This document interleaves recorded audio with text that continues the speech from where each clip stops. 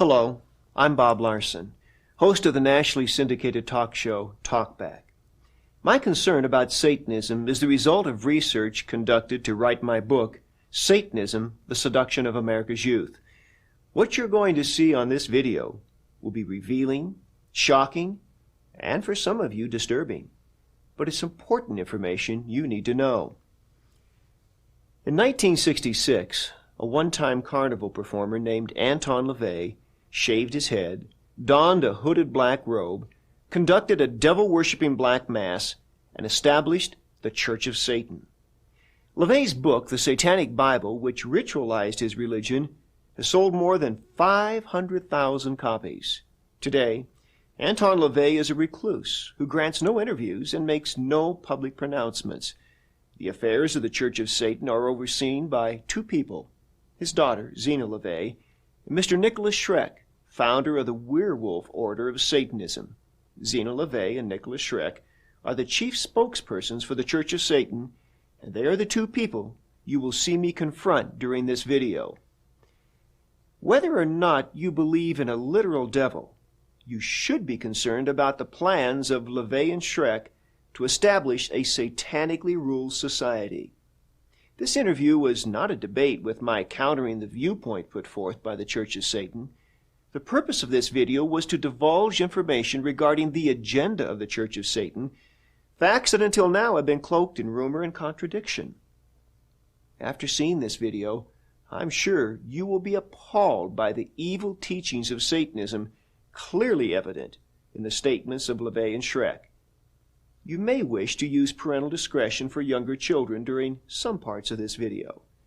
And now, the first family of Satanism.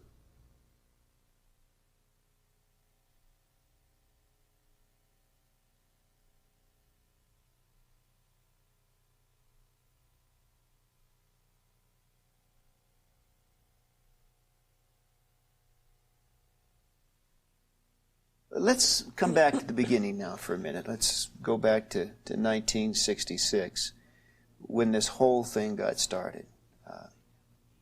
The suggestion is that your father hit on a good gimmick.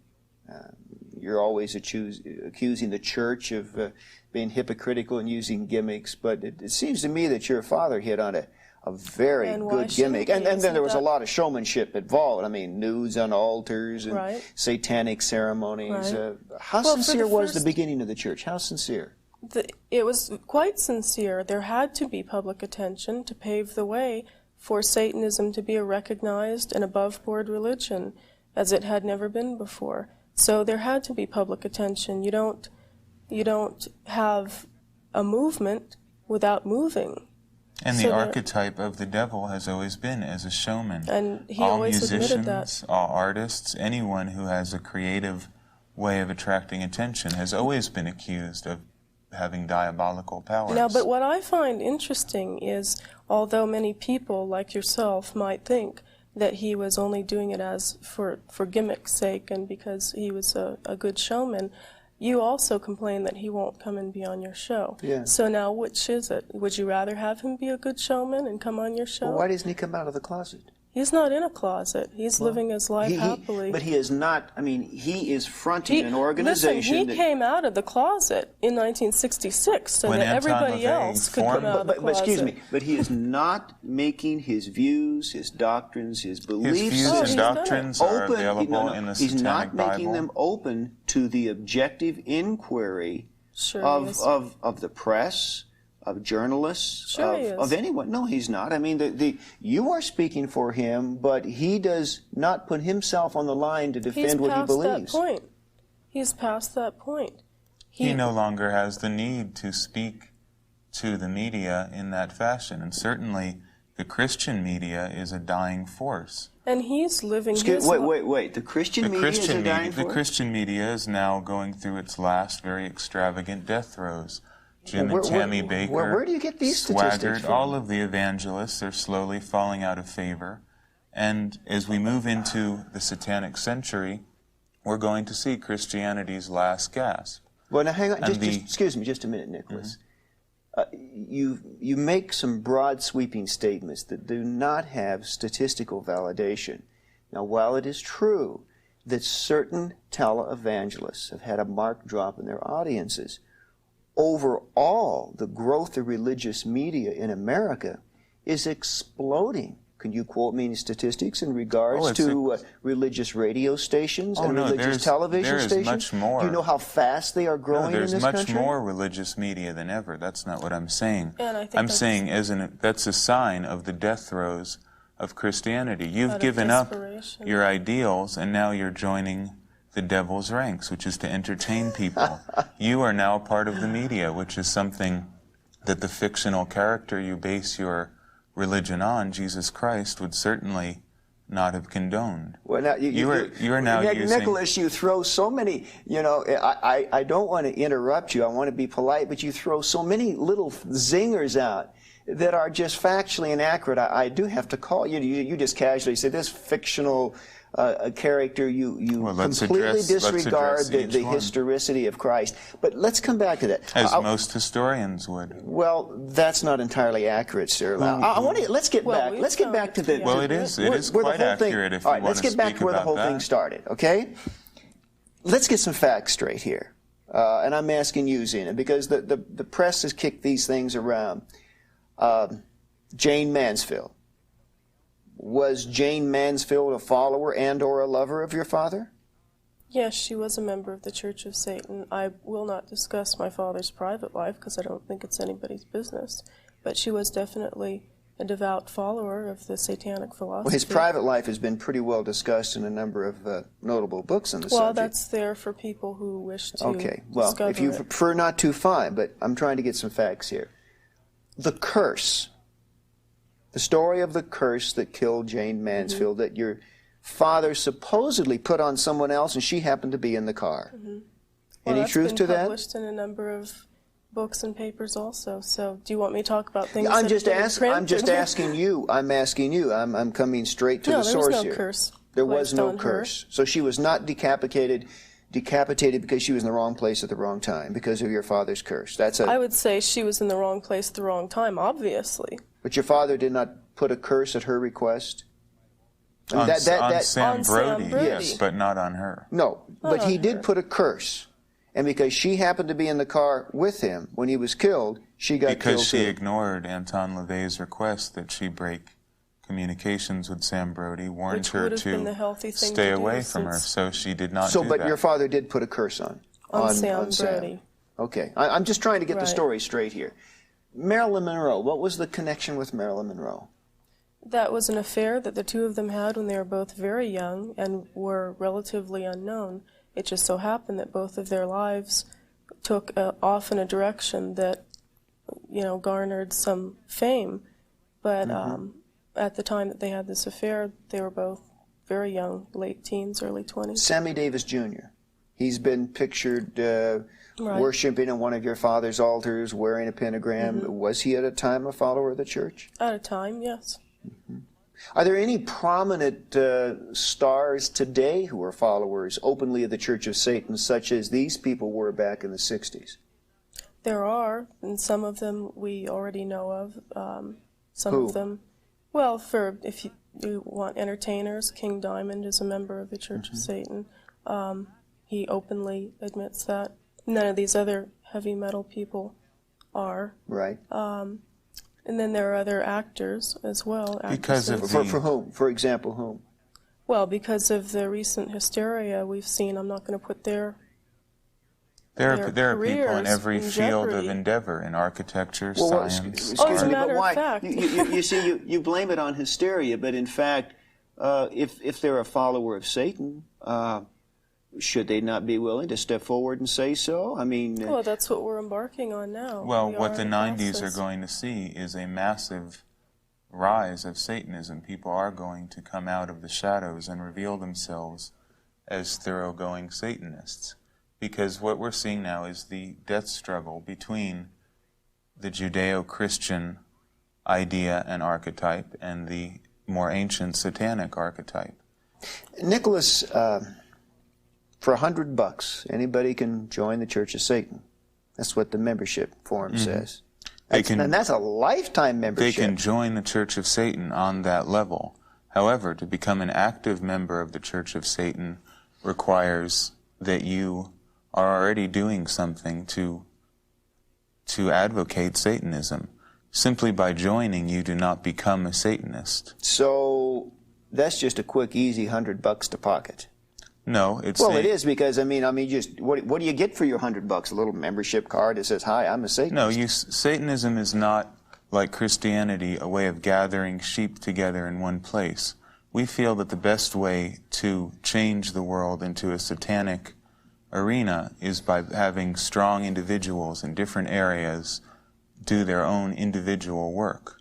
So by joining the Church of Satan, you enter into the possibility of going into the higher echelons of the Church of Satan. But if you join a Christian church, there is some obligatory relationship that you have, some duties and responsibilities to perform. The Christian do you church, not have any duties? I mean, you pay your $100, you get your card, and that's it? You don't require anything? If that's all anything? you choose to do.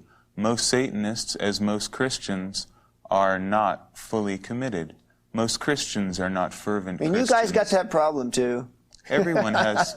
When you are dealing with human beings, you have the problem of insincerity. How many Christians are Christian? I maybe met 5 in my entire life. Well, if they're not truly Christian, then they're not Christians. So that just becomes a semantic problem. Yeah, well, can you be a Satanist and not truly be a Satanist? It's a problem of semantics, as I said. You can say you're a Martian. Well, what does that mean? Satanism is a very broad-based word. To be a member of the Church of Satan is another thing. If I say Bob Larson represents Christianity, therefore does Bob Larson represent Jim Jones and Jim Baker and Jimmy Swaggart and Charles Manson, other people who have called themselves Christians? So you understand the problem. It's a question of semantics and definition. Okay, let's talk about the church for a minute, because there's so much that I would know and take for granted, and certainly you would know much more and take for granted, that the average person has no understanding of. It is a church. It takes that moniker. It presumes that position. And when we think of a church, we think of weddings, we think of funerals, we think of ceremonies of worship, of its views on everything from medical treatment to those are all activities that go under the umbrella of the Church of Satan. Let's find out what goes on in the Church of Satan. Well, one of the main misconceptions is that the Church of Satan is a physical building where black-robed people come to congregate. The Church of Satan is an idea more than a building. It is a large network of people internationally who are committed to the ideas of Satanism. We don't all get together and have bingo games and raffles like Christian churches do to keep everyone feeling like they're part of one big happy family. I have to jump in on you now. I don't approve of bingo games No, and I didn't raffles say that you did, but you and understand. I don't think that's truly representational of the legitimate activities of Christianity. Okay, then, if you can say that, most of what you are defining as Satanism is not part of what we would define as legitimate Satanism, just as I will give you the benefit of the doubt and assume you are a legitimate Christian, and Jim Jones was not a legitimate Christian. You're a legitimate Satanist. The Church of Satan represents legitimate Satanism. And some kid who gets a Slayer album and cuts the head off of a cat is not a legitimate Satanist. I wouldn't want to be anywhere near him any more than you would. All right. Now, let's talk specifically. Marriage. You perform marriages? Of course. What is a satanic marriage ceremony like? What do they do? They obviously don't wear white. They could wear white. They can wear whatever they want. There is no dogma or constricting. And there's no obligation. Well, what do you do? I mean, like witches have a hand fasting ceremony. Do you have something like that? Well, we encourage people to decide what they want. If they want a particular type of ceremony, then we'll help them write it. But there is no steadfast, hard and solid. The proper use of black magic is to find out what will work for you personally and devise a ritual that will fulfill your archetypal desires in a way appropriate to you. A ritual that would work for Bob Larson to get what he wants out of the world isn't going to work for the next person. Excuse me, you said black magic. You just let that roll off your tongue like, hey, easily. A black magic ceremony for Satan. Black magic, and again it's a question of semantics, I would define as the use of will and ritual combined to create change in the world without any restraint on what that change might be. No hypocritical pretending that we are appealing to a higher force. Well, have you been to a satanic marriage? I mean, have the ceremony? Sure. What was it like? I've conducted them. You married people? Sure. In the name of Satan? It's, if you want to use that terminology, So yeah. what did they it would do? be I mean, satanic. Well, It varies. What I'm Each trying to- marriage We've all is seen different. seen Christian wedding ceremonies. Right. So we know the philosophical frame of reference in which that occurs, but we don't know philosophically what's happening. Well, a satanic marriage is usually they're considerably smaller, more intimate, and because you have a gathering of people who are completely for you, and each one is different from the other. We don't have a set rule as to what the marriage will Unlike the consist of. Christian church that has an assembly line idea, a certain dogma is read, two people agree to it, you are now part of the Christian community in marriage. We feel that each individual should form a union with whoever they wish to. But of course, Nicholas, that's because in Christianity there is a prior philosophical commitment as to what marriage represents. And so what I'm saying marriage is... to us, to Satanism in brief, marriage represents what you want it to represent. We believe each individual is entitled to decide what their life should consist of. There is no bond to any supernatural entity. And even to decide if you even want to be married at all. Marriage is not mandatory, nor is... Nothing is mandatory. Would you marry two lesbians? I personally do not believe that homosexuality is a natural practice any more than you do. And I don't... Would you marry them if they thought it was and wanted to be? I mean, Anton LaVey, the Satanic Bible certainly condones they would it. certainly be able to marry themselves and consider themselves married. Well, it may sound like an absurd question, but suppose Joe wants to marry his golden retriever. If we're all animals, I mean, can Joe conceivably marry his dog? Speaking for the Werewolf Order, which is my organization in particular, we do not feel that homosexuality is a healthy or natural or safe or hygienic practice. But you're contradicting Anton in the Satanic Bible. No. What I would agree with him in this sense, that I do not prescribe any moral onus against it. What I'm saying is do whatever you want to do, but accept the consequences that come with it. And well, you're not answering the question about the golden retriever, and I'm not... No, I don't. I believe bestiality is as repugnant to me as it is to you, but not for moral reasons, but because of natural reasons. Wait, but earlier you said we're all animals. I mean, an animal's an animal. Well, so animals, what's the difference? Animals don't breed. Wouldn't mate with a Siamese cat. Yeah, only humans. So neither would a human only and humans a golden retriever. who are so neurotic that they break the natural law. Without getting too intellectual here, you do have some yes, I have a strong differentiation. See, that's something that in effect you're not willing to call morals, but in effect places you as a human animal on a higher rung of evolution's ladder, giving you certain priorities over what you do to the rest. No, absolutely not. In fact, I believe that animals should be protected by humans, as it is our duty as the inheritors of the earth to protect the ecology, to protect wildlife, and satanic ecology is forefront on our agenda. Mm-hmm. We need to protect the earth that we live on and our natural environment. Let's talk about a worship service.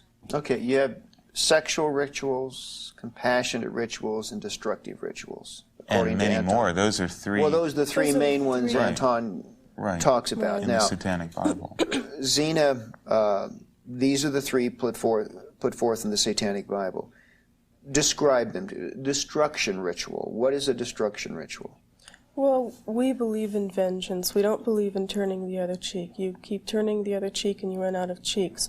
We feel that if you are wronged in some way, that you take it out with the person responsible, whether that's directly or indirectly, whether that's actually going to the person and addressing the problem or the issue specifically, or whether it's working it out through ritual. May I ask, before you go on, have you never had an experience in your life, I certainly have, where I felt I was wronged by someone else, only as I matured later in life to discover, in fact, that in that circumstance I was the one who was wrong, and it was my own selfish ego that placed upon it the imprimatur of saying I was wrong. But what I'm saying is, if you claim the right to get even with anyone at any time, what if you're wrong? What if you do a destruction ritual? Well, how do you know that you were wrong? And what's wrong with your selfish ego? I would think your selfish ego is a healthier gauge of reality than some moral system found. I would think it's very blinding, because in fact, by instinct, how could that be blinding? We're getting back to our animal natures. We are beasts, and we decide from gut instinct whether we have been wronged or not. Excuse me, you've never done anything wrong and thought you were right? Let's back up even further. Maybe if what you were experiencing was some youthful ego thing that you think you were wrong, what about infants that are passed from one relative to another, and they're fine, and they get to one person and they just start screaming, and there's something there that's wrong, and an infant can sense it. Is that infant reacting wrong? Is that a wrong reaction? Well, I would say that on a much more simplistic level, that is the way we react. If we instinctively feel that something's not right, we have to go by gut intuition. What if you're wrong? What if you're wrong? What is wrong and right? And in our case, we are making up our reality. We decide what's right and wrong. You are letting the Bible or Jesus Christ or whatever God may be even decide. Common sense. I mean, even leaving God out of it, to suggest that you can make up your own reality, my goodness, that's what they did in Tiananmen Square. That's what they did in Germany in 1933. I mean, and that's what they're doing in America in These are examples of people who created their own reality. Everyone creates their own reality. The thing is, you speak for a consensus of reality which is acceptable. We speak for one which at this point in history is not acceptable. Well, so it's just a question of who manipulates the media, who has the most money to put their reality forth. Would you pardon me saying that I find a world in which your ability to conjure your own reality as you perceive it to be a very frightening world for people like me, because you see, I'm guided by some codified rules that tell me what is right and wrong. In your world, I'm not so sure I would feel very safe. Well, you would see that's your problem. You have, in the satanic world of the future, Christian churches will be allowed to continue because they pose no threat to us. We don't need Christianity. Christianity needs us. Sure. So we'll let it. Sure. Tell that to the Jews in the Warsaw Ghetto. Why, we're not going to put you in gas ovens. We're not going to kill you. We just want you to wear an armband. No, I'm not saying that. I mean, we just want you. No. I'm not saying I'm a humanitarian. Don't try to whitewash me. Hitler created a reality. Was it evil? Hitler was a masterful black magician. Of course, he created a reality. Was it evil? I'm telling you that I don't believe in good and evil, and nor can anyone decide what is good and evil. It's all based on historical and cultural values. In my point of view, the Christian religion is evil, in quotes, because it is negative. Nicholas, I'm not a Jewish survivor of Buchenwald sitting here with a number tattooed on my arm. If I were, frankly, I'd be incensed. I'd be outraged that you suggest. Well, they are incensed and outraged. They're incensed and outraged. You're not willing to say Hitler was evil. Absolutely not, because I'm not going to bow down to your level of good and evil. That's so primitive. Pardon? I'm telling the human race. What purpose would that serve? You want us to give you these lines. I'm telling you, you have to decide for yourself. No. I'm asking for parrots. You want rules. No, you do. You want rules. No, I'm asking you just a fundamental question of social colloquy in regards to how human beings treat one another. 100 years ago, Napoleon was considered the devil incarnate, the most evil person who ever lived. Now he's forgotten. Everything changes with cultural tides. Morals change with the weather. You can't say something is good or evil. You can only look at human behavior from a realistic perspective. Well, And yes, if you yes. really want to look at what is evil, the book that you have sitting right there is probably the prescription for The more Bible? evil. The Holy Bible. That's right. And if you can tell me this is untrue, bloodshed tell me. throughout history. Exactly. In the name of more people have Christianity. died because of the Christian church in the past 2,000 years of its dominance. Was the Spanish Inquisition Well, evil? hang on. You got I'm off not saying Hitler there's- here. You sidestepped Hitler. No, let's talk Oh, about okay. Hitler. Let's Whatever you want to talk about. We'll talk about this in a second. Let's but talk about the Bible. Let's Fine, talk about let's- Hitler. but Let's talk let's- about everything. I don't want to And misquote why- you. In but fairness also, to I think you, it's interesting. Why do we focus so much on Hitler? Why are you so fascinated with sex and I think Hitler? this is very I'm not interesting. fascinated with But sex, these and are the I'm not things that you- fascinated with Hitler. No, I'm not. Because sir. you keep bringing up No, the no, no, no, Holocaust no, no, and no. the These wouldn't survival. be I'm a- sorry, These are juicy but topics for you to address. those types And of, so is Satanism. of ad hominem arguments really don't make it in a debate. Okay, I mean that's that's intellectually Well, what- dishonest, and you're a brilliant man, and even you know that. What do you want to get What at I'm then? asking What's the you- issue of well, our debate? the issue is, and I'm wanting to be fair to you. I'm not wanting to put words in your mouth or misquote you. You're saying, are you then saying that what Hitler did to 6 million Jews cannot be morally quantified and called evil? Is that what you're saying? Absolutely not, nor can any act of any human being or animal be judged good or evil. There is Do you no agree such with that, thing as Tina? good or evil. Yes, I agree with that, because if you look at every war, no matter whether it was the Third Reich or whether it was the Spanish Inquisition or any war, any movement has always caused bloodshed. Whoever won There the is war always- decided what evil was. And then the victors wrote history. So you always have to keep that in mind. If King George had won the American Revolution, George Washington would be remembered as one of the great evil tyrants of all time. History decides what is good and evil. But now So what if we're Hitler had seeing- won, If Hitler had won, obviously, your school books would say Hitler was good, everything else is evil. It's so relative that why can't the there's a human difference. race There's a difference step here. out of this There's primitive 6 million argument of good and evil? 6 million corpses. What about Stalin about and 10 Stalin million and 10 Polish? million? Let's talk about- What let's about talk the about it. Ukrainians? Sure. Why is there Let's only talk about one? the Ukrainians. Why is there only one Holocaust, one evil? Was Stalin? What about in El was Salvador? Stalin- There are millions was of people Stalin's dying right now. Slaughtering of the Ukrainians through famine a malicious act of evil? There's no such thing as evil. It was a typical act of a human being. And if you want to look at human history from the day that we came from the primordial swamp that creation began in, what you're calling evil is part of human nature. It's part of evolution also. How many? Now, what what about the millions of people who were killed in Europe, accused of being witches, children and women burnt at the stake, while crowds of good, pious Christians gathered around and watched them burn for a It was Sunday evil. celebration? I will call that evil. I won't call it evil. I'll I say will it's call human it nature. evil. I will call it evil, and I will take Well, it a then- step further to say that it was philosophically the antithesis and totally inconsistent with what the Bible teaches. Well, maybe the problem is... Now, hang on.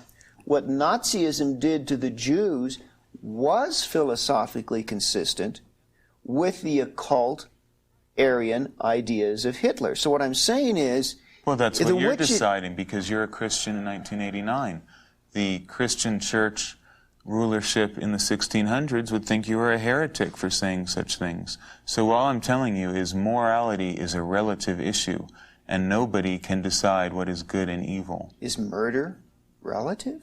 Murder is absolutely relative. When I say we, I mean the American government sent our troops to Vietnam to kill people. Was it evil? Were those good murderers? Are there good murderers if they're wearing a soldier's uniform and bad murderers if they're not? Would you say that to the mother of Sharon Tate? Yes, I would say that to You the mother would? of Sharon Tate. In fact, Do you want to let Charlie Manson out of prison? that's a whole other issue. Do you? Do you think he deserves to be let out of prison? Charles Manson, for one thing, I don't believe is guilty of the crimes he's been accused of. But that's a whole other issue. You're kidding. Well, how much do you really know How much do you know about these Charles things that you're Manson? How talking much about? do you know about Hitler? Well, how much do you know about now anything? wait a minute. Charlie has pretty well made his philosophy known. I mean, he's spoken clearly and openly, and there's no denial on his part of his role in the Tate LaBianca murders, that he sent those people in that house to commit a bloodbath. Where'd you hear that? I can show you 20 years of quotes. Where you've heard that. Are you saying that Charlie Manson is a rational mind? Are you saying this man is not a murderous psychotic? Is that what you're saying? By your point of view, of course not. Now, you see, what I find interesting go ahead. is my father is now suddenly lumped into these ranks, because all around me I hear now that my father is just like Manson and just like Hitler, and now I'm beginning to question. No, you don't. You don't. Many people But this do. is a common opinion, and now I'm beginning to question why. Why is my father so much like Manson, and why is he considered so much like Hitler, and why is he considered so much like even Rasputin, who completely turned the Russia upside down? And now I'm beginning to realize that maybe there are two sides to every story, and maybe if you examine the other sides that you don't hear about, you learn something that is a little more illuminating. Zena, I don't find it terribly surprising that there should be some analogies between your father and people like Rasputin. It seems pretty reasonable to me in terms of the ideology that he set forth. It really is a get yours first, don't look out for the other guy, Machiavellian kind of philosophy. Well, that's right. But also you were referring to other people in history that I was saying you have to consider both sides of every story. There's another side to Hitler? Do you think there's only one side to anything? Guy killed 6 million people. And that's all you know. And that's all you have to know. No, I know much more about Hitler than that. But in terms of determining his moral place in history, I don't have any problem. Now, we're in the same position. Who determines the moral place? Who determines it? Who has the right to determine what is good and evil? Well, of course, I would respond from the standpoint of the Christian ethic, but even a humanist sitting in this chair. I don't like humanists any more than Christians. You don't like humanists either? Humanists, you have to understand this. Once and for all, Christians must know Satanism is not humanism. Humanism is based on Christian ethics and ideas. It just doesn't have Christ. But it has the same appalling ideas about equality, love for everybody, indiscriminate love for all living things, and we oppose those ideas. Altruism, humanitarianism, Humanism and Christianity are in bed together. They're the same thing. Well, the humanists might not appreciate that, but I hear where you're coming from. Of course they wouldn't. A white witch or and as far as I'm concerned, there's Satanism, and then there's other people. Yeah, your father in the satanic rituals really puts out some zingers at the witches who want to be white witches. He says there really is no such thing. A witch is a witch is a witch. That's right. Wouldn't you agree? I agree. Now there's where I do agree with your father. Yes. I think you would find that you do agree on a lot of principles with the satanic philosophy, if you clearly understood and looked at it. We are saying that the act Well, I don't know if I'd carry that in far. the sense that the act of manipulating and using the will and using ritual to create change is, by any definition, satanic. And anyone who does that is at least an ipso facto Satanist. So these witches that say they're good witches, white witches, nice witches, are as hypocritical as a Christian to me. Your father also says in the Satanic Witch, quote, of psychics who say, God gave me the gift, these people are playing the devil's game but refusing to use the devil's name. Well, that's right. Wouldn't you consider any form of divination or faith healing or tarot divination reading is biblically forbidden. I would consider it to be satanic. So we would say that anything that would fall under that category would be considered satanic. And it's not just us. I mean, this has been throughout history. And predating Christianity, there have always been those who have veered from the mainstream, whatever that mainstream was, who have gone out in the wilderness and built shacks to live in, to be away from the mainstream and live their own lives the way they feel they ought to. Well, the one thing I can say, you Satanists are certainly more honest than most witches when it comes to acknowledging the authenticity, the reality of what you're doing. We're not, as I was saying, you might not like what we have to say, but we are honest. I mean, we don't claim to be anything that we aren't. Well, speaking of honesty, before we get off Charlie Manson, do you want to talk about what happened August 8, 1988 in San Francisco? Well, I wrote a book called The Manson File, and I've interviewed Charles Manson. I want to talk about the ritual you held in the theater. Yeah. Nicholas coordinated that. Yeah. And when the movie showed... Let me explain what happened. The Other Side of Madness, a film that was made in 1970, an exploitation film, was shown. And, of course, as everyone has reported in the national media, the audience cheered during the murder sequence. Well, this is a bloody murder sequence. I mean, this was when Sharon Tate's body is slit open and her child, her unborn child, is removed. And no, that didn't happen, but that's a fine point. But yes, it was a bloody murder. The audience cheered. Mm-hmm. Nicholas, have you been to a Friday the 13th movie? Unfortunately, but Nicholas, you're sitting there so calmly. What do you want me to do? Cry? What do you want me to do? Have remorse and break down in tears? This is what I find interesting. What is the proper reaction from a Christian? You won't say that Hitler point? Is evil. You sit there calmly. You want us... What do you want? What's the right thing to do from the Christian point of view? Should I moan and whine about it? Isn't this what you expect We're looking of at us? human nature. If you can't accept it, that's your problem. I can. Murder is always part of human nature. Is it wrong? Is it wrong? Is it wrong to murder? Is wrong? Are you going to change it? Is it wrong to murder? Is it Zena, wrong is it wrong to murder? As it says in the Satanic Bible, can you love the blood-splashed jaws that rend you limb from limb? Is that wrong? Can you love and feel... You haven't answered me. I am answering you. Is it wrong to murder? Depends on the circumstances. No, you answer the question. Is it wrong to murder? What is wrong? Murder is part of life. We're telling you, we don't believe in good, evil, right, wrong dichotomy. If I come at you and you kill me in self-defense, is it wrong? Should you sacrifice yourself? Murder? No, wait a minute. Murder can't That's be not murder. Murder is no more wrong. Well, there, you're deciding. Murder is no more wrong than what? You're deciding what murder it is. What is it then? Define everything if you want to debate it clearly. There always has Zena, we've got been 6,000 years of human history to define what murder is. That's right. So how are we Killing going to define is a part of animal behavior. Humans do it more than others.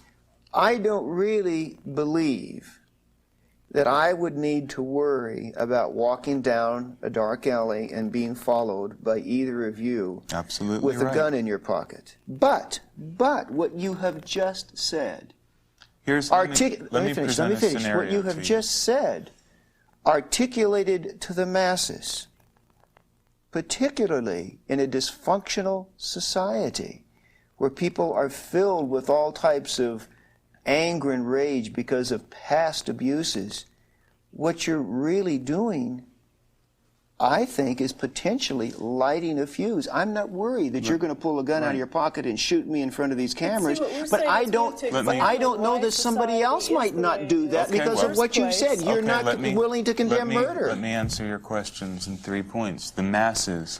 We have no regard for the masses. Satanism is a religion for the elite.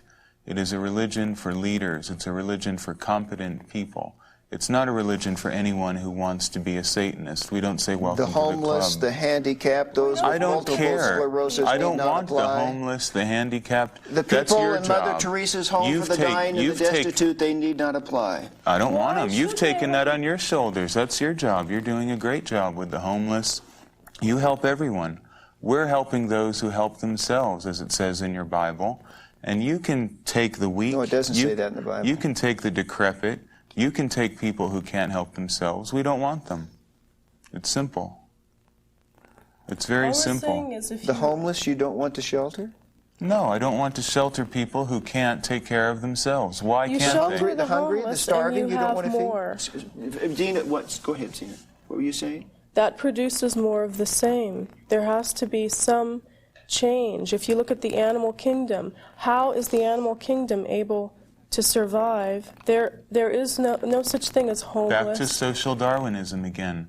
In the animal kingdom, you preserve what is strong. Hang on. You give more food to the stronger animal. Until humans you don't feed the and start weaker killing one. the animals. I'm trying to... There's no welfare in the animal Nicholas, I'm world. trying to remain as academically detached as I possibly can. It's not an academically but what detached you're saying question. Is so absolutely disgustingly outrageous. Now, And just to wait, me- just wait a minute. Let me. To you, To me, Zena, it's disgustingly outrageous Zena. that you would help these weak people who are draining our resources, who are causing so many problems. We could be doing positive things in the world. Zena, I want to ask These you. weaklings are taking away all of our energy and resources. And you've decided to help them. That's disgusting to me. You've never been to a refugee camp. Why would I possibly want to go to a refugee camp? Well, Zena, I've been You have there. this I wanna ask masochistic Zena. love for She's a woman. weakness. And what do you think that'll gain you? Because You wanna ask me? women have more 'cause women sensitive are natures. soft. I just want to make sure it isn't this firm resolve of this man who's over. If you think that you're going to get a soft reaction from me because I'm a woman, then you I'm won't. not. If you were in an Ethiopian famine camp, What would You I would- be doing there? you Isn't would that the not- problem of the Ethiopian government, to take care of their own people? Why should we be taking care of them? no, I tell you what it's the problem of. It's the problem of a communist totalitarian ideology in the Mengistu government that put those people in the place. I A agree with you philosophy, there. Well, sir, that's a fine, so philosophy that's of their- dialectical materialism, a communist me-first No, philosophy oh, that is nonsense. Let not me- far from what you said. See, now, that's- just okay, wait, let's wait, put wait. it back let's on an get, let's, academic no, level. no, let's get back to the refugee camp. Okay, now... You don't. I want to ask Zena. Zena, you don't want to feed starving people. You want them to die. That's what you're telling Now, me. I like your salesman technique of putting words in people's Well, mouth. then you speak for yourself. Did I ever say I want them to die? I'm saying, why do they exist in the first Would place? you feed them? Why would they be allowed Would to you raise exist? money? Would you do what you could to collect the resources to feed them? Would a wolf raise money to collect resources For the to feed whelps of the land. a monkey in the tree? Just yes or no, would you? I'm using analogies. No, of course I wouldn't. If I did that, wouldn't they become more and more dependent on me and less dependent on themselves? No, not Oh, why is necessarily. that? Well, that hasn't been proven yet. No, so. not necessarily. Well, if you look at the welfare state we have and the people who are on welfare, What are isn't they it doing true to that there are improve their lot? generations of Nothing. There are generations of welfare recipients. I it's not understand like that. it's not like just a temporary thing. No one's defending welfare. Well, but it's all in the Here's- same look, But context. to we're me, talking about you people. just- No. We're not talking about either lazy people or incompetent people. Incompetent people. No, Yes, we are. sir. The Ethiopian government is incompetent. But the people who suffer the starvation did Why not. do we have a responsibility to help them unless we believe this nonsense in the Bible? Because they're if we're realists, we because they're don't human have any. beings. Because they feel pain. Because they suffer. Because they hurt. Does not the hurt and pain That of isn't another enough. That isn't enough reason Does for not the hurt and suffering of another human being at all touch your... if the human being is worthy So of what my you're attention, I love people who are worthy of my love. That's very few. And what you're saying People is who we are have- strong, I admire them. I'll help them. I won't help people who are weak. And Okay. what you're saying is we have to take the responsibility of other people's actions upon ourselves when we've done nothing, absolutely nothing, to have that result. We didn't do anything to Does that promote. matter? They hurt. I mean, they're in pain. Does it matter? Does it matter? They hurt. I mean, you hurt. You call yourself an animal, but you hurt. You cut your finger. You bleed. You And we take care trip of and it. fall We and take break care your of leg. it. Where's the But social agency that helps hurt Satanists? It doesn't exist. We help ourselves. And we encourage the same kind of self-discipline. Well, you go to and the same fortitude. hospitals I can And go let me to. tell you something. When I go to a hospital, they see I'm dressed in black. They look at what they call occult symbolism, and they say, "Oh, you're a Satanist." I get treated last. That's because Well, you've chosen to wear the and I'm proud of it. I'm not complaining. I'm And saying, well, why don't they look say, at the "Oh, reality you're of the wearing world. a camel hair blazer. You're a Christian. Why should we?" I'm not asking I for wouldn't help. treat you last. Okay, but I'm telling I you wouldn't that's treat you the way last. the world is. Standard We hospital. don't look for help. Why should we give help to others? This is, Zena, this is your father's book, the Satanic Bible. I mean, this is it. This is the diatribe of the devil that has brought together thousands of people in your belief system. Mm-hmm. I dip my forefinger in the watery blood of your impotent, mad Redeemer, and write over his thorn-torn brow, the true Prince of Evil. Isn't that poetic? Do you believe that, Zena? And aren't you taking it a bit out of context? I'm reading it. I'm reading it. Well, okay. isn't Hand me that Holy Bible, and I'll read you something too. Zena, you know what I'm reading. I mean, you know the book. It's page 30 by our right standard, here. Jesus is the true Prince of Evil. Will you let me read something from my own book? Well, let me read it first. Oh, okay? and why is that? You don't want to. I'm reading. Why can't I choose things to read as you would choose things from your book carefully because to I'm read? the person conducting the interview right now. Well, maybe we should interview you. Survival of the fittest. I gaze into the glassy eye of your fearsome Jehovah. Right. I pluck him by the beard. I uplift a broad axe and split open his worm-eaten skull. Right. Did you know who wrote that? You tell me. Do you know who Ragnar No, I don't Redbeard know. is? Who? Ragnar Redbeard? No. Yes, Redbeard. Yes, he wrote this. Well, your father's re-quoted it here. Okay. Whatever the case. Now, this is violent. This is abusive. It is to Jehovah.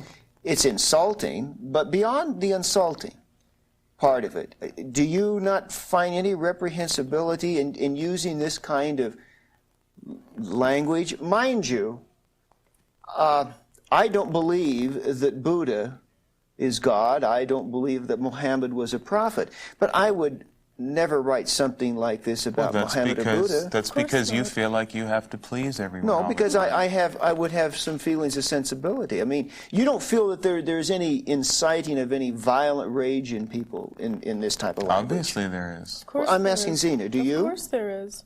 Well, you do believe there is the inciting. There's the inciting of some realization.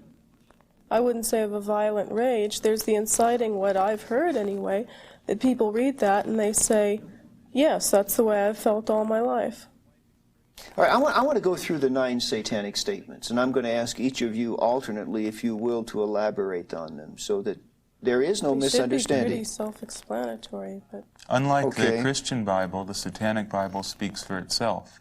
It requires no scholars to have councils of Trent to decide what this word meant or that word. I wouldn't say that the Bible does either, but let's get to the 9 satanic statements, okay? Satan represents indulgence instead of abstinence. Zena? Isn't that self-explanatory? What is indulgence? That you have to be good to yourself before you can adequately be good to others? Is that evil? Is that wrong? Are there any limits on that indulgence?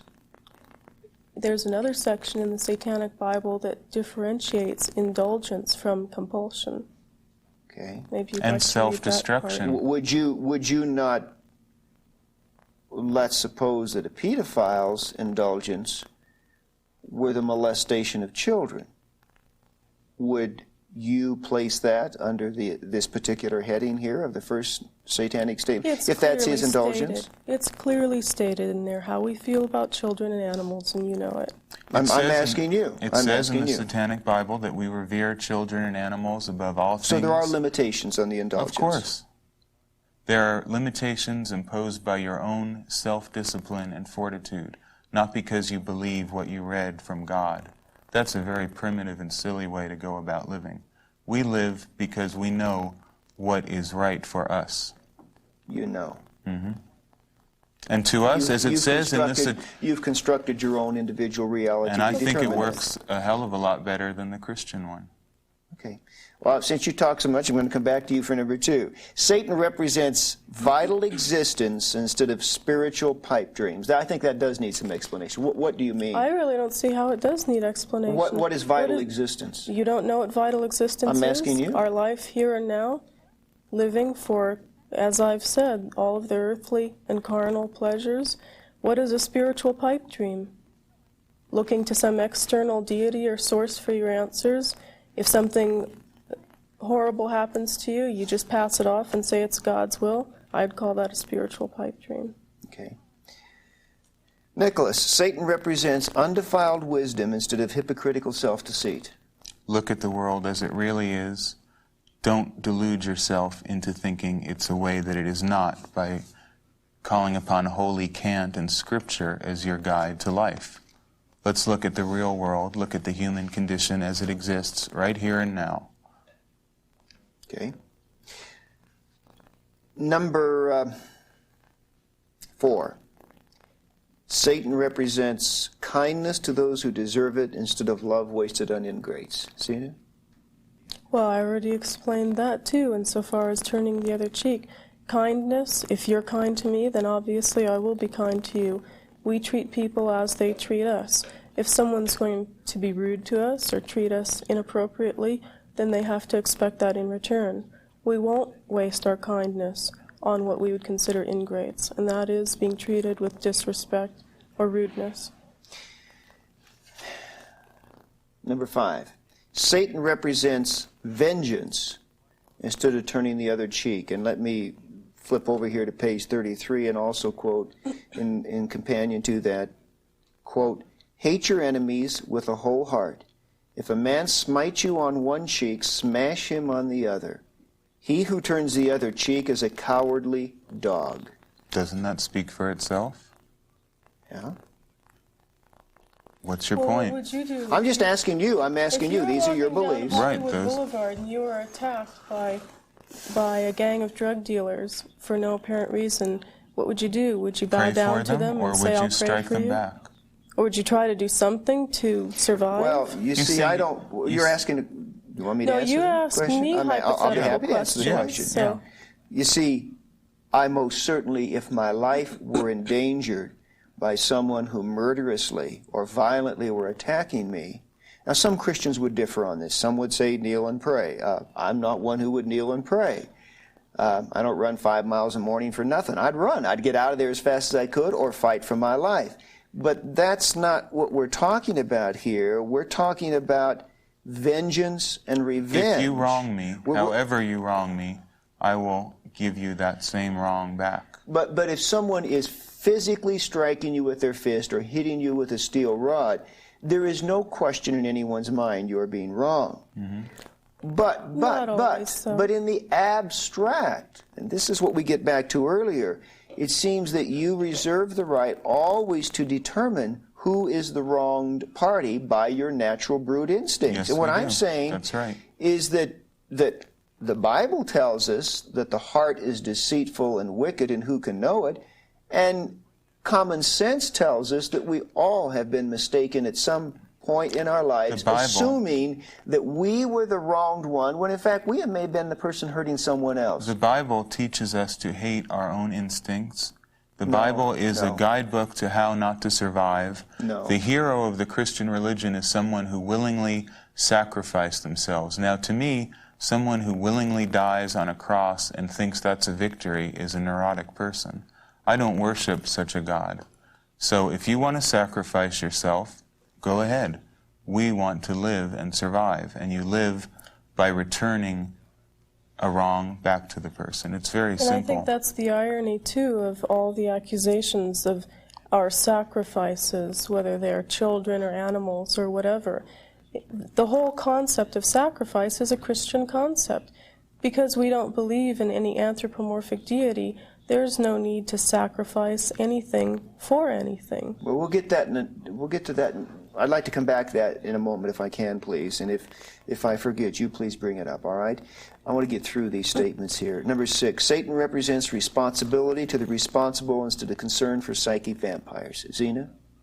A psychic vampire is someone who drains you of your vital energy, someone who is constantly looking to you for their support and for their energy. Responsibility to the responsible means if you demonstrate that you have a certain amount of responsibility, you will gain that much more responsibility. Your actions are rewarded by what you achieve or what you acquire, rather than being siphoned off to someone who hasn't deserved them. You know, Zena, before there was any Nobel Prize for Mother Teresa, and really before most anyone knew who she was, I visited her home for the destitute and dying in Calcutta, and I saw the poor people laying there in the throes of death. I saw her comforting them, touching them, giving them what food and water they needed. Those, by your definition, were psychic vampires because they could give nothing back. And you don't think Mother Teresa had some ulterior motive that she wanted these people to... I really don't. You don't think she wanted them to see her point of view? No. As a matter of fact, no, these I people don't think could she not. did, actually. I don't think. As a matter of fact, because most missions or missionaries want to convert people. They want people to save their souls. Isn't that what Christianity That's is designed a presumption to do? I think that you people have made, but well, I think it goes deeper than that. I think you've made that presumption, but I think I've visited more mission compounds. I think Let me finish. Okay. I think I've visited more mission compounds around this world than you have. And I remember being in a Bangladesh refugee camp some years ago during that time of bloody war.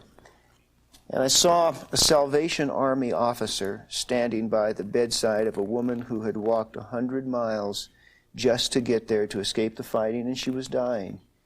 He could not speak her language. She had moments to live. And I said to him, "You cannot convert her. You know that, don't you?" He said, "Yes, I know that." I said, "Why are you doing it?"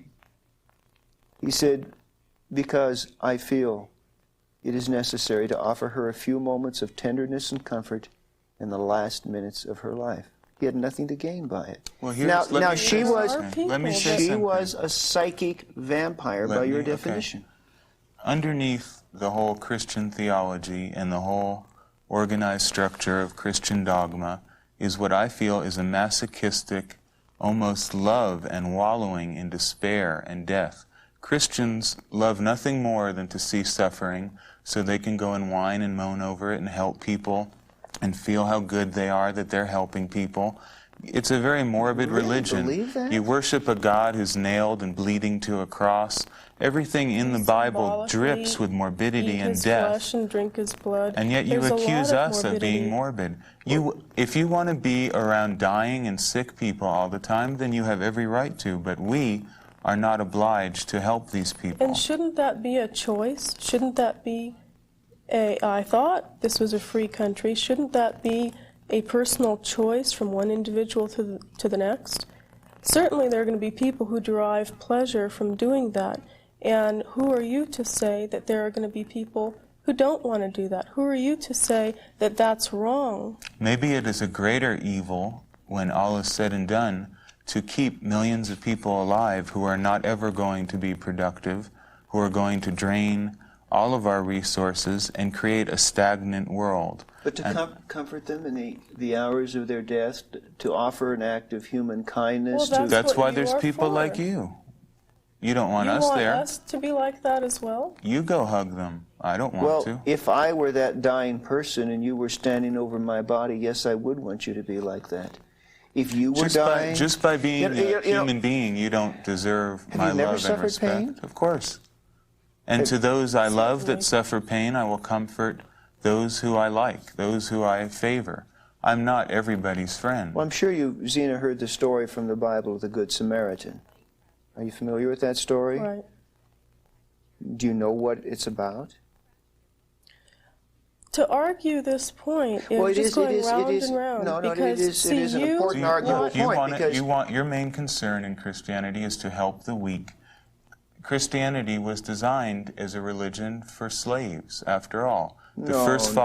Historically, if there is any truth to it, the first followers of Christianity were slaves in Judea. Now, is that not true? No, that is not true. Who were the first followers of Christianity? In fact, the first followers of Jesus Christ were not only common working people, but some of the most eminent intellectuals of the day, such as Saul of Tarsus, who was... Well, Saul of Tarsus is the person who recreated the Christian religion in his own vision and rewrote the scriptures in the first place. Well, he caught on to a good thing. I'm sorry, but that's hardly historically accurate. That's really interesting, because one Christian will tell us one thing, and another will tell us Christianity is fine. What did they tell you? Christianity is fine for people who have this great love for weaklings. Well, we don't have it, so why must we be forced to be a part of your love for all mankind? Well, you certainly must not be forced. Nobody would force you to do anything. I guess Can't you understand that? I find it difficult to accept. You really want us to put up a fight or put up an argument, but there's no... Go help them. I just wonder how you've been able to psychologically insulate yourself in such a way. I cannot. I mean, I've not always been a Christian. Mm-hmm. And long before I was a Christian, it was just a matter of human responsibility to another creature, though I may not have believed them to be a creature of God as I do now. Mm-hmm. If they were suffering and they were in pain and they were hurting, I reached out to them. How much clearer do I have to make it? A strong animal does not spend all of their energy and time on earth helping every weak animal. You help those in your own pack, in your own tribe, those who are like you, and those who are not like you and who are not contributing to you, you do not have a responsibility to. If you want it on simpler terms, you can say that we are of different species.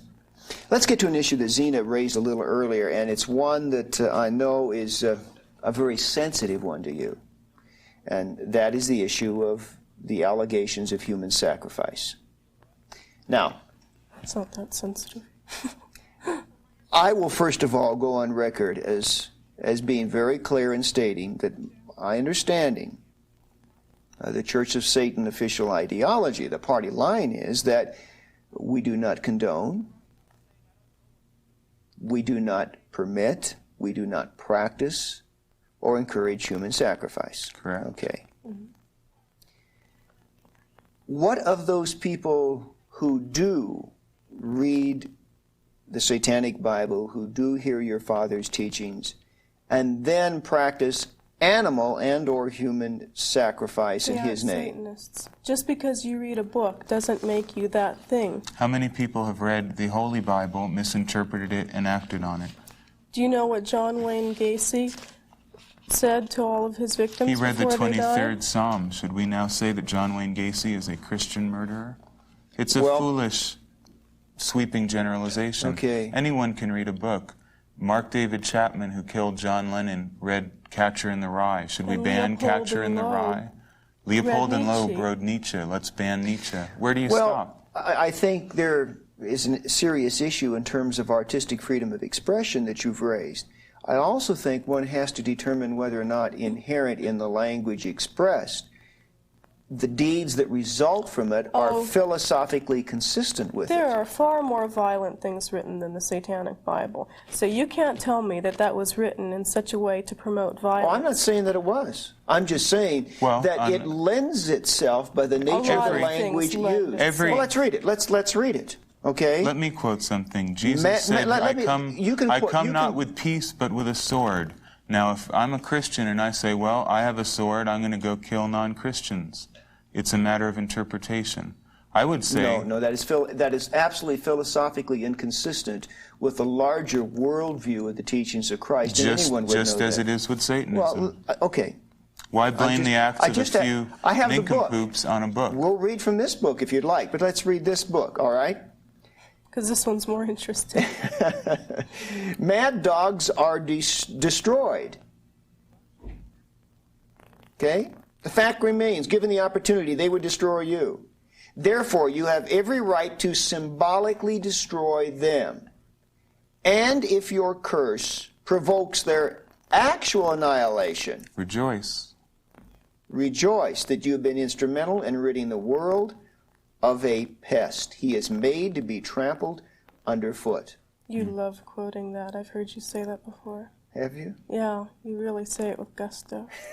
You could be a really good Satanist. You never know who's listening to you when you're on the radio. Well, but Zena... It was just that little snippet that someone played for me. Zena, you have every right to symbolically destroy them. I'm a writer. Now wait, I'm a writer and a journalist. I know the responsibilities of language. If your curse provokes their actual annihilation, in other words, you're only doing this symbolically, but if in doing this curse, putting the pins in the voodoo doll or whatever, if in fact they actually do die, rejoice. Of course. Why is that inconsistent with our philosophy? I'm asking you, Zena, your father wrote this book. Right. So what you're saying... If the person actually dies as the result of the curse you put on them, rejoice. Believe Well, what me, do you I'm think trying would to be, promote I'm a trying curse to be, like that? give you the opportunity. If there's an out here and you don't mean that, fine, say so. Of course we mean that. What do you want me to Rejoice. say? Oh, no, he didn't mean to write that. Of course. What do you think we would use a destruction ritual for? It's to If your destroy, wife is obviously. raped and murdered, and you don't know who did it, and you want to throw a random curse at whoever it was that did it, and if it works, shouldn't you be happy? Or should you mourn the rapist, which I guess Christians mourn the people who kill them too? Because What is Christian, it? I don't know. What response do you want from us? Don't you it think isn't a that question a of destruction response ritual... that I want for you. I'm See, just trying I to. think you seem to have this idea that we toss around these destruction rituals right and left. We do them every Friday night with At no random. regard. We just go through the phone book and Yeah, pick we just them. pick people out with no regard for who they are. Don't you think there's a reason why we have that? Sure, you feel Okay. that you've been wronged and have a right to get revenge. And explain to me why that is wrong. Explain to me if it's Well, something that's so blatantly obvious.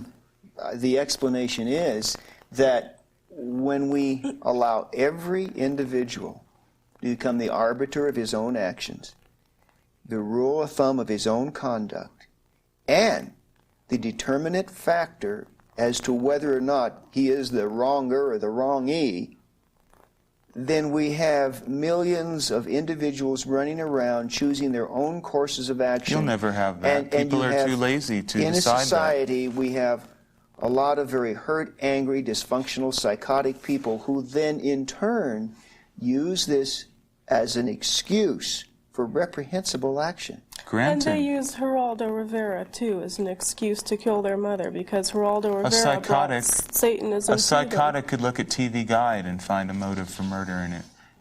It's really a moot point. You can read any book in the world and find an interpretation that you feel is valid to it.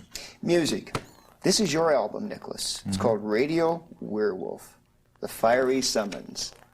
You're pretty good at marketing yourself. That's Well, the that's devil's our place. job. Illusion and You showmanship. mean the devil is the- alive and well in Madison Avenue? Of course, advertising I is think the you and I devil's agree with trade. that. You're a self-described satanic musician. You've heard his music, Zena. What does it sound like? You tell me. It's more along the lines of classical music. It would be the equivalent to, it is satanic gospel, I guess you could say. It would be the equivalent of what you have. Except with the your word gospel means good news. In this case, it's Good bad news news. to us. It's good news. Bad news for you. What does the music do to you when you listen to his music? Does it affect you in a certain way? Is there something about the mood, the ambiance of this? What does it do to you? Well, the music and I'm beginning to work with Nicholas on his music. We make music for a purpose. It's not just background music, or it's not just, fluffy, light stuff. This is not elevator satanic It's music. No. ritualistic music. It is music that for by a purpose. even the act of listening to it, you are participating in a satanic ritual. By listening to, so if I put this on and listen to it, I'm participating. But you're a listener. I'm Because asking you, how does it make you feel? It's very stirring. It's very emotionally charged.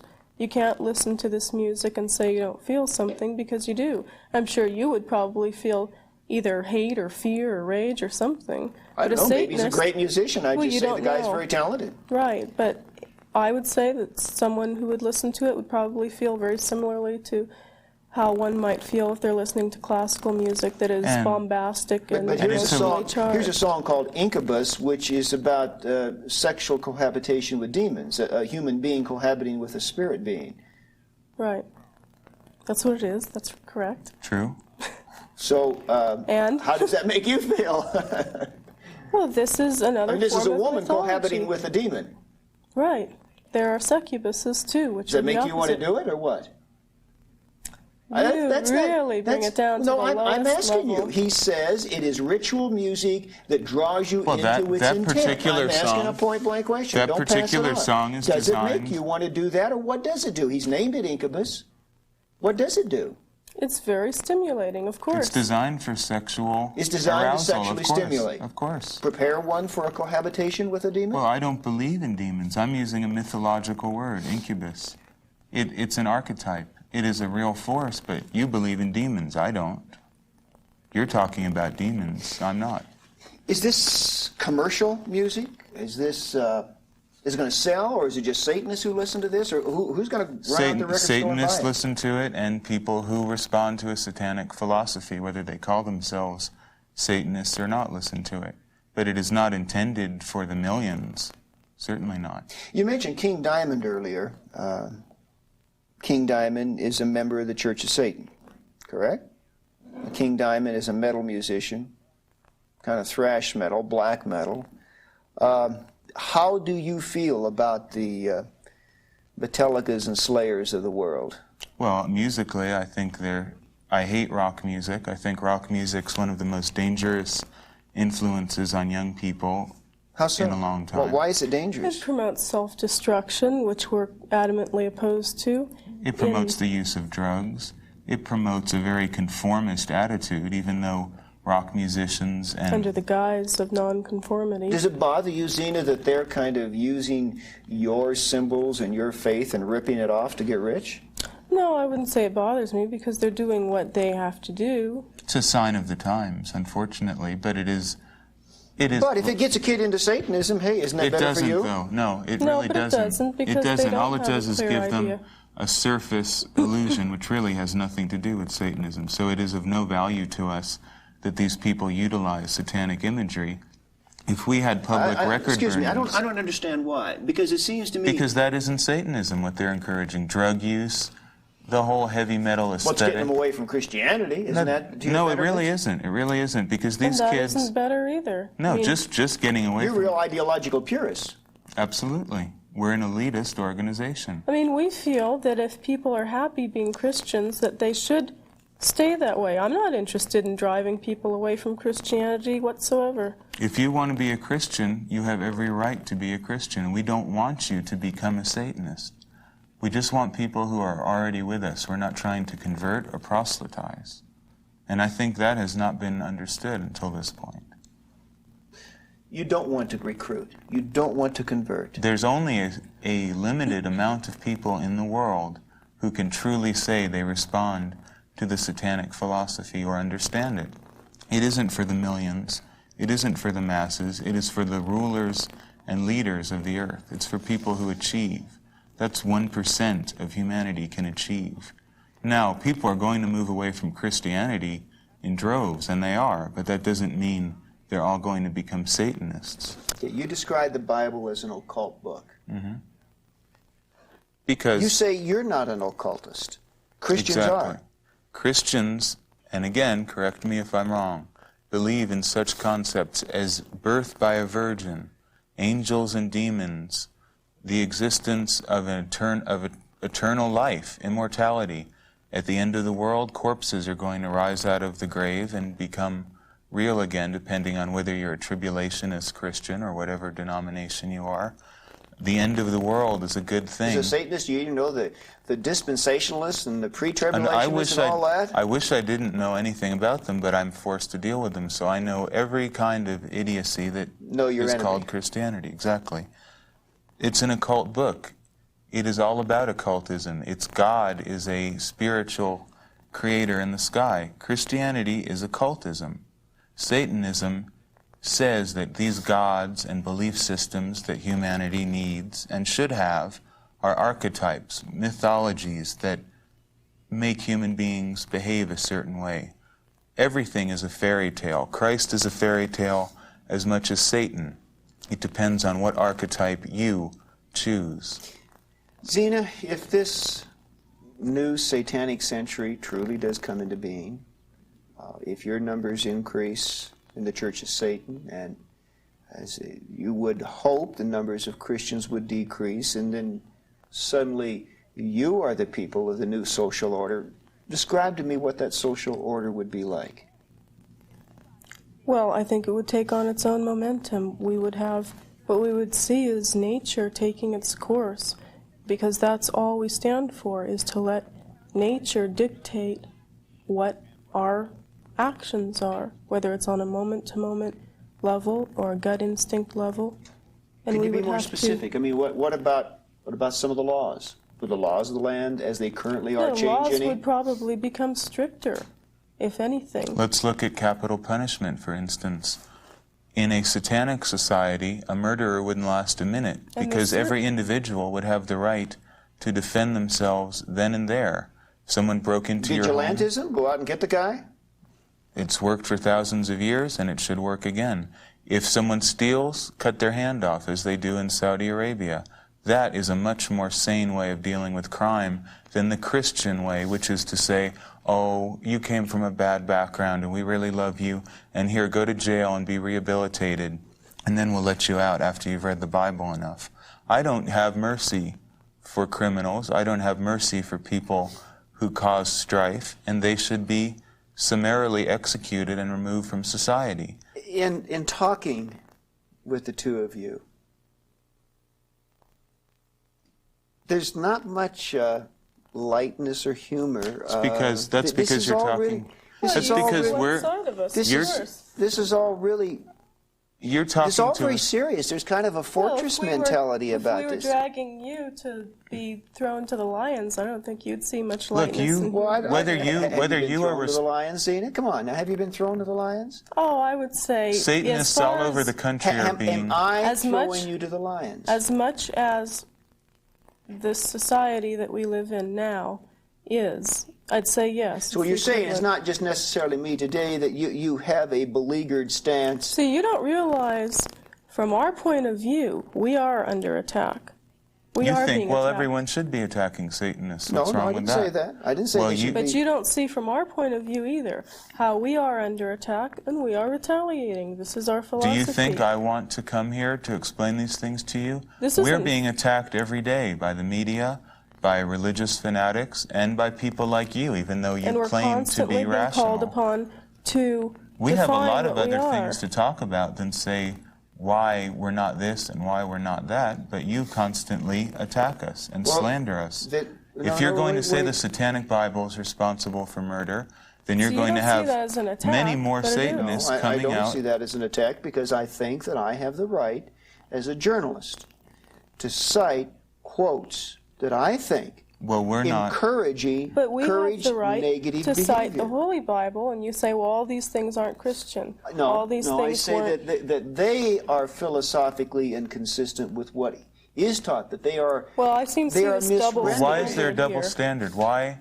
There's Jim Jones, the Spanish Inquisition, because all kinds of religious and holy wars. Because it's very simple. Because this book says, turn the other cheek and love your neighbor. It says so many things. It also says, hate your neighbor and get even with that sucker. That book also perform a destruction ritual on him. That book also says that witches That book says thou shalt not suffer a witch to live. That was the theocratic state of Israel. Well, it's in that book. Why don't you take it out? I'm not taking it out. That was a civil crime in a theocratic state. Why are you still using it had nothing to do with person-to-person. I'm talking person-to-person. What about? People still read this. I'm talking about the rules that govern interpersonal relationships, and those rules are love your neighbor, do unto others as you would have them to do unto you. This book says, perform a destruction ritual, and if he's annihilated as the result, rejoice. Right, it does. Rejoice. What about the things in that book? In the Old Testament, it is filled with descriptions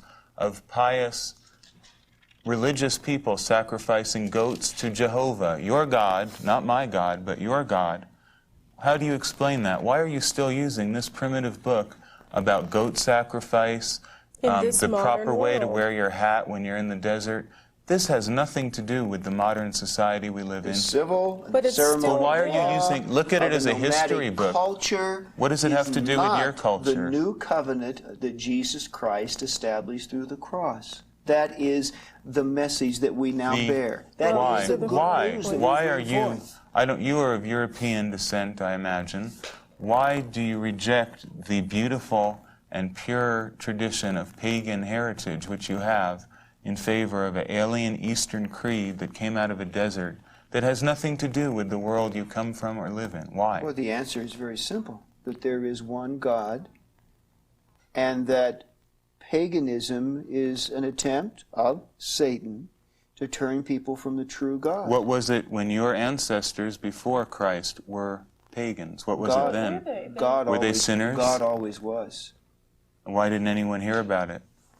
They did hear about it. The invisible things of God are clearly seen from the creation of the world, the first chapter of Romans. What about tells all us. your ancestors who were pagans? Well, are they sinners? some of my ancestors probably were pagans because they were a product of that culture in its declension away from the worship of the true God. Well, you are a product of Judeo-Christian culture, which has infiltrated Western society. I'm also as you, the product of a personal decision as to whom I would yield my life to and what value systems I would choose to live by. I made that personal decision. And your personal decision, you will admit, is not based on rationality, but faith in a book. No, I will not admit that. It is based upon the height of rationality of God as a demonstrably intricate, loving, personal creator and designer of this universe. Well, whether you like it or not, in the future, people are going to look at the Bible and put it on the shelf with Mother Goose's fairy tales and all the other wonderful books that human beings have created to give them some meaning, and it will just be looked at as another book. You have your belief system. It's based on a book written 2,000 years ago. As far as I'm concerned, in part, it has no relevance. And it was not written 2,000 years ago. They've revised it. King James revised it, took out the parts but there he is didn't the Old like. Testament that goes back with historical consistency far beyond And that's the part that advocates animal sacrifice, is the Old Testament. Why don't you throw that part out then? Why do you worship a book that advocates animal sacrifice? She used the word, the scapegoating was a foreshadowing of the ultimate sacrifice, as Christ, our great high priest, came to offer himself as the final sacrifice for sin. Well, there will come a day when people will look at this tape and hear what you're saying and say these were truly the Dark Ages, when an intelligent person like Bob Larson could advocate such insane ideas.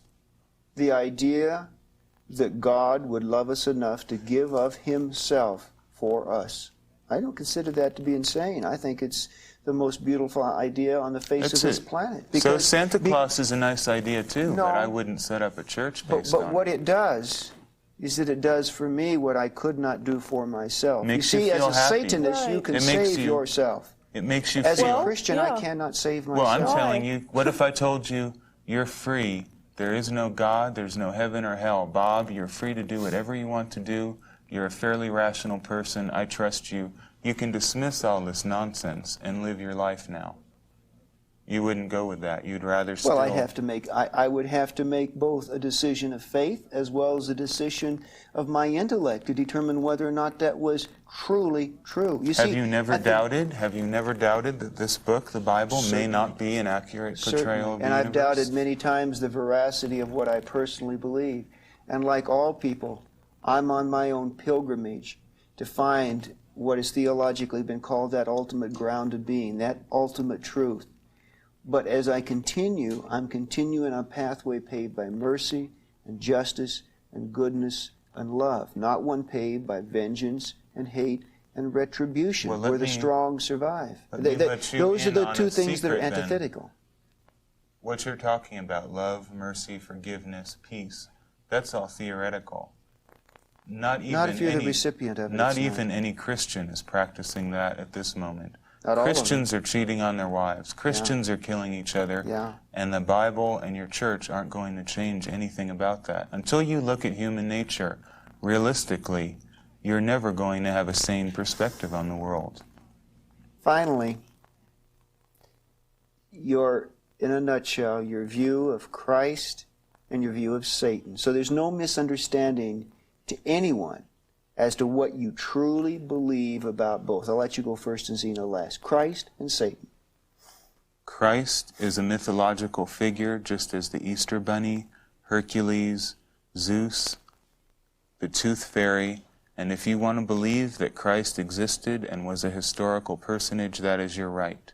However, I place no importance on Christ or the teachings of Christ, except that Judeo-Christianity as a whole has, in my view, been a very dangerous cult that has destroyed human potential for 2,000 years, and I oppose the idea of Christianity. I do not accept the religious validity of Christ, but I do believe it is a dangerous social system, and I am glad to see that it's finally decaying. And Satan? Satan, just as all the other mythological figures I named, is a figure that the human imagination has created as an archetype. If you've read Carl Jung, you know what an archetype is. An ideal. It's a type, a form, and it has no more valid existence than Christ. However, you can decide a lot about a person, whether they resonate to the archetype of the God of death, which is Christ, the God of self-sacrifice and surrender, the God of the meek and the weak, or Satan, who is traditionally the God of the strong, of the powerful, and of the leaders of the world. Zena, Christ and the devil. Personally, I don't even give them the time that I think the average Christian does. I don't view Christ as anything more than just what Nicholas said, an archetype. Satan, it's clearly been stated that we use it in the representative and symbolic sense of meaning the adversary, or the opposed, or the one to question, or the rebel, traditionally. And any anthropomorphic form that Satan may hold, you would be more likely to find in something that's right around us. A physical object, maybe a car. Or no maybe God, no devil, just us. It's up to you. Just us as that's animals. what it boils down That's to, it. yeah. We live in a cosmos that is created by nature, comes from nature, and shall return to nature. There's no judge above us or below us.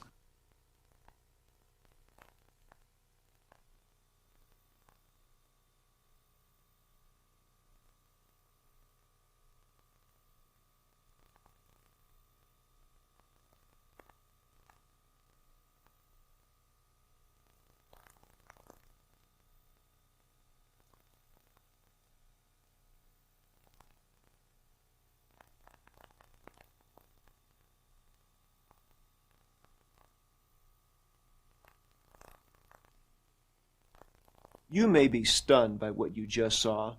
It's shocking to hear anyone, even Satanists, calmly discount love, compassion, and moral decency. Don't comfort yourself thinking the ideas of LaVey and Schreck are pretentious. They meant every word they said. Satanism is not the stuff of Gothic horror novels. It's an active ideology dedicated to the subversion of values we hold dear. Satanism can and does affect you. Satanic crimes are increasing. We've recently learned that international drug dealers look to black magic for assistance. And far too many teenagers are drawn to devil worship because their lives are devoid of love and meaning. Combating such incredible evil is not the job of politicians, policemen, or theologians. That responsibility belongs to you and me. The Bible tells us, do not be overcome by evil, but overcome evil with good.